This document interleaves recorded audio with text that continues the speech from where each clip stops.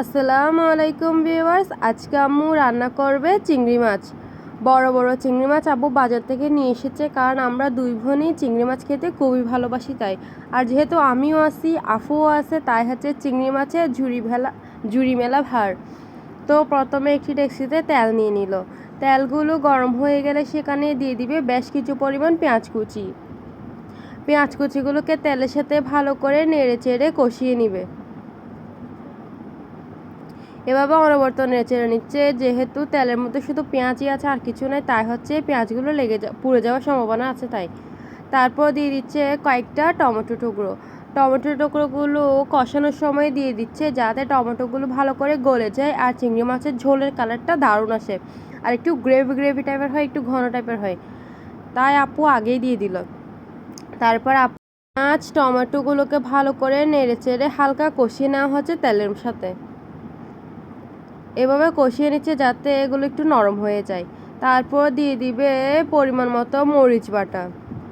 মরিচ বাটা হচ্ছে স্বাদ অনুসারে দিবেন, যে যেটুকু পছন্দ করে আর কি। তারপর দিয়ে দিব পরিমাণ মতো পানি। পানি দিয়ে আবারও নেড়ে চেড়ে নিচ্ছে, যাতে টমেটো, মরিচ, তারপর হচ্ছে পেঁয়াজ সব কিছু ভালো করে মিক্স হয়ে যায়। এটুকু পানিতে ওর পেট ভরে নেয়, তাই হচ্ছে আরও পানি দিয়ে দিছে। মানে ওর রান্না হচ্ছে উল্টাফুল্টা, ও কখন কী করবে আমি নিজেও বুঝতে পারি না, আমি নিজেও কনফিউজড হয়ে যাই। তারপর দিয়ে দিব হলুদ গুঁড়ি। হলুদ গুঁড়ি দিয়েও নেড়ে চেড়ে ভালো করে ঢাকনা দিয়ে দিছে, যাতে তাড়াতাড়ি মশলাগুলো কষে যায়।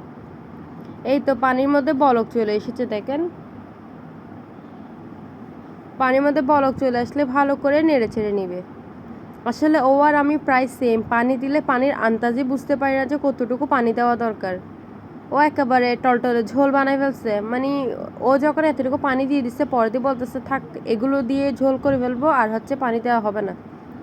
তারপর আবারও ঢাকনা খুলে নেড়ে চেড়ে সেখানে দিচ্ছে আগে থেকে ভালো করে ধুয়ে পরিষ্কার করে রাখা বড় বড় চিংড়ি মাছ, আমার ফেভারিট।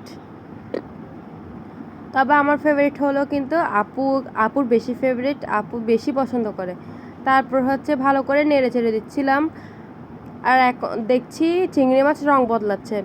আগে জানতাম গিরগিটি রং বদলায়, এখন দেখি চিংড়ি মাছও গিরগিটির দলে নাম লিখিয়ে নিয়েছে। ও ঝোলে পড়ার সাথে সাথে রং বদলে নিল। চিংড়ি মাছ রং বদলাচ্ছে, আর আপু হচ্ছে ভালো করে নেড়ে চেড়ে ওদেরকে রং বদলাতে সাহায্য করছে। চিংড়ি মাছ বেশিক্ষণ রাখলে নাকি রাবারি টাইপের হয়ে যায়, তাই আপু হালকা পরিমাণ বলক চলে আসলে উপর দিয়ে ধনেপাতা কুচি ছিটে দিয়ে তারপর ঢাকনা দিয়ে দিচ্ছে। এখনও কিন্তু চিংড়ি মাছ ভালো করে রান্না হয় না, কিছুক্ষণ আপু এভাবে রান্না করে নিবে। ওর নাকি ধনেপাতা দিতে ইচ্ছা করছিল, তাই হচ্ছে ধনেপাতা দিয়ে দিল। তারপর ঢাকনা খুলে চেক করে নিচ্ছিলাম, ভালো করে বলক চলে এসেছে। এই তো রেডি আমাদের রেসিপি। আল্লাহ হাফেজ।